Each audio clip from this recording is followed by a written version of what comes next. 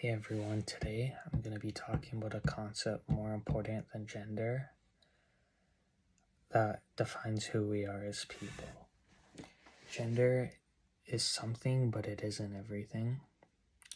Gender is something we use to define characteristics of animal traits, and the male and female two genders help us identify the characteristics of certain animals and how they behave. I'm here to tell you that in humans, gender isn't the main indicator of who we are. It is who we are as people. So that can be more closely defined as in a spectrum of masculinity and femininity, where masculinity would be 10 and femininity would be a 1. So 10, 1 femininity. And then there's a 5, which is somewhere in between. Which means when you're a 5 in something, it means that it's more personal towards yourself. It's not really anything regarded to masculinity and femininity. And altogether, these things that define us as who we are, some we have masculine characteristics, some are more feminine, and some are more just personalized towards ourselves only. That's what makes us unique to everyone else. Okay. So this is what it looks like, the masculinity and femininity scale. Okay. So, what else?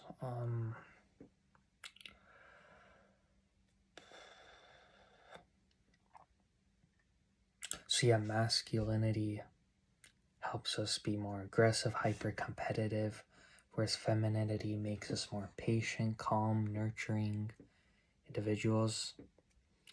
And then when you're a 5, it's more a self-perception of yourself that makes you who you are. So it's nice to map things like that down, the very things that make you, you, relative to everyone else, what makes you different. It's nice to write what you want to do is write these things down, map them, and it would help you feel a lot better about yourself. And when you write these things down, you will get more of an indicator of whether you're masculine, feminine, and how differently you thought you were from the spectrum that defines masculinity and femininity.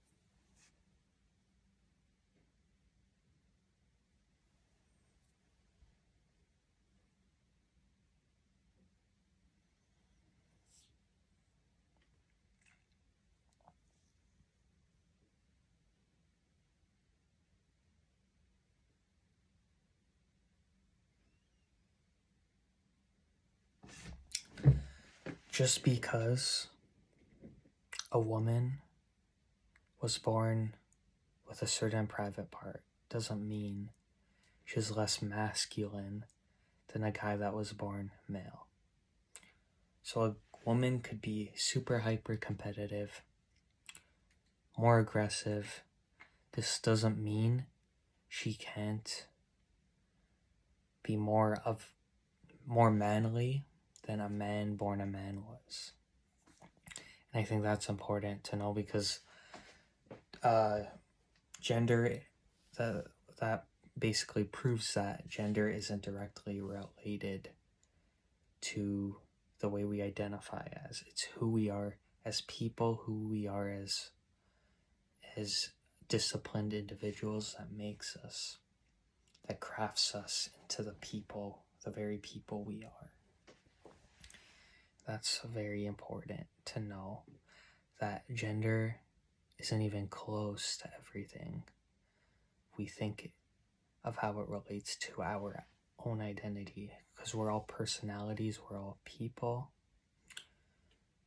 we all develop into who we are as people, and one broad gender doesn't explain one broad, like two genders that were created to identify animals, animal characteristics, doesn't say much about the way the human species are in the human race.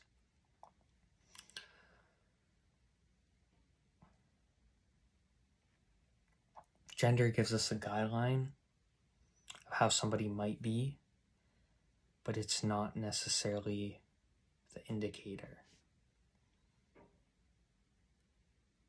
Because we develop as people. We're not static to gender. We evolve. That's what humans do, they evolve. They become these wonderful personalities, or not so wonderful, depending on your life circumstances and conditions and the way you love yourself. And yeah, the point of this video is to say who you want to be matters more than the gender you are given. There's much more important. The way you develop is much more important than the gender you are birth given. You could craft yourself in whoever the person you want to be, and you should know that nothing should hold you back. You should never allow anybody to tell you how you're supposed to be. You be you. You follow your own goals. You gotta do what you gotta do.